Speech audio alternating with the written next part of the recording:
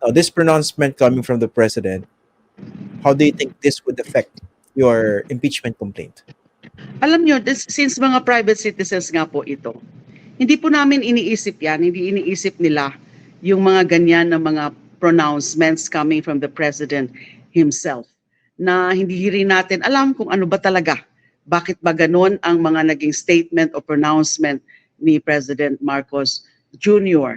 At pinapakita itong coalition of complainants na talagang this is on their own accord. This is on their own volition.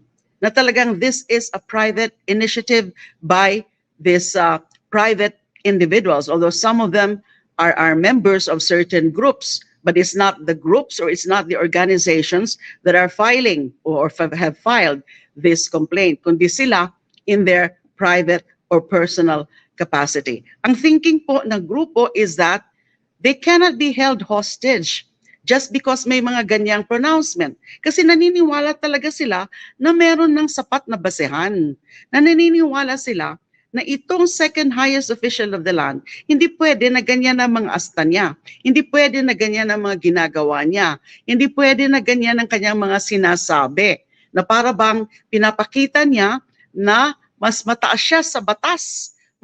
Na hindi siya pwedeng panagutin yung kanyang sense of entitlement sa kanyang hindi pag-i-explika ng maayos dun sa paggamit ng mga pondo ng mga confidential and intel funds ng kanyang dalawang opisina.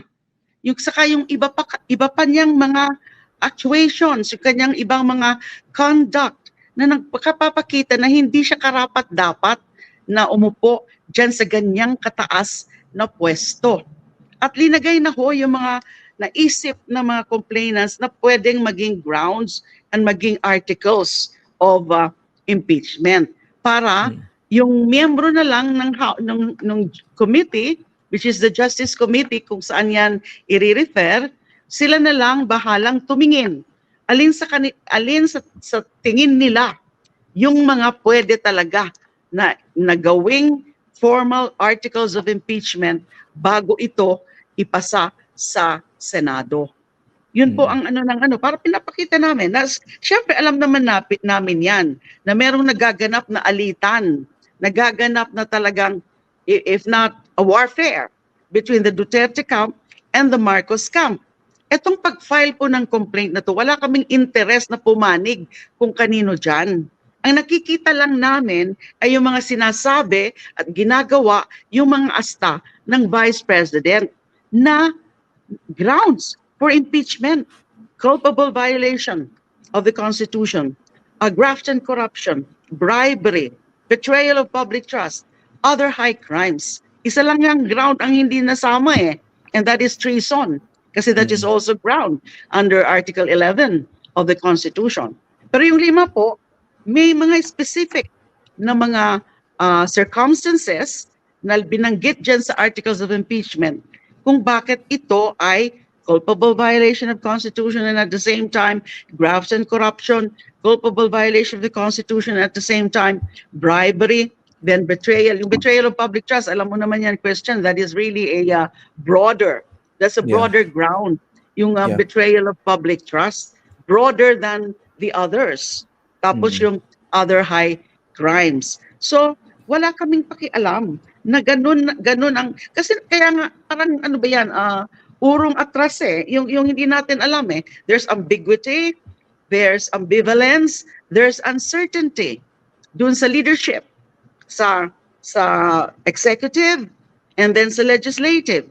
Hindi natin alam. Although, ang sigurado naman ako na alam nila na it's their constitutional duty to accept this complaint for impeachment and act on it. Na dapat i-refer sa tamang committee, dapat pag-usapan yan doon na may observance of due process, and then magde-decide sila. Majority. Sa committee, majority of the members of the committee muna. And then ipapasa yan doon sa plenary. So i-deliberate yan din doon yung resolution of impeachment na manggagaling from the committee. And then sa plenary ay 1/3 ang kailangan para maging ganap na siyang impeachment with the articles of impeachment na ifo-forward sa Senado for trial. So yun po. Okay. Opo.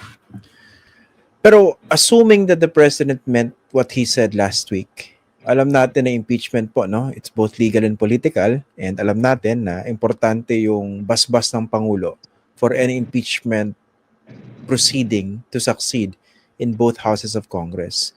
Don't you think it rained on your parade even before it could start dahil nagsalita na ng ganon? At baka maging parang makita as marching order on the congressman. Again, assuming that the president meant it. Magmukha siya marching order para hindi kumilos yung mga kongresista. Sa tingin ng complainants po is tingnan natin kung ano talaga ang magiging aksyon ng House of Representatives. Kasi doon makikita kung yung yung pronouncement ba ng Pangulo ay yun rin ba ang parang marching order sa kanila. Pero yung sinasabi naman is that pinapakita na independent talaga yung legislature. But let's see. Kasi ang ano lang talaga yung mindset ng group of complainants is that they think this is the right thing to do and the right time to do it. Na umaasa na makukumbinsi yung proper venue, that is the House of Representatives, and then later the Senate.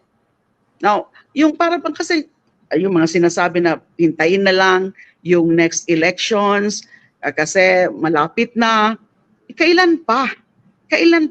Nandyan na. Kitang-kita na natin. Kitang-kita na ng buong mundo kung paano binabastos, iniinsulto, dinidisrespect yung batas at yung konstitusyon. Na wala na ba? Ganun na lang ba? Can we just really depend on the political sectors to really initiate something like this?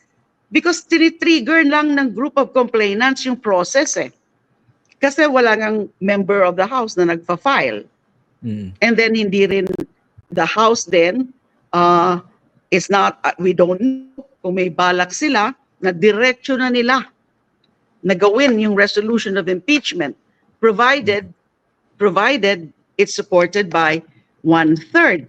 Kasi hindi na nila kailangan ng ano pang mga complaint for impeachment from others, from private citizens. Pwede na silang dumiretso. So this is a trigger. Kailan pa? And so, but this is the right thing to do and the right time to do it. That is the mindset of the coalition of complainants.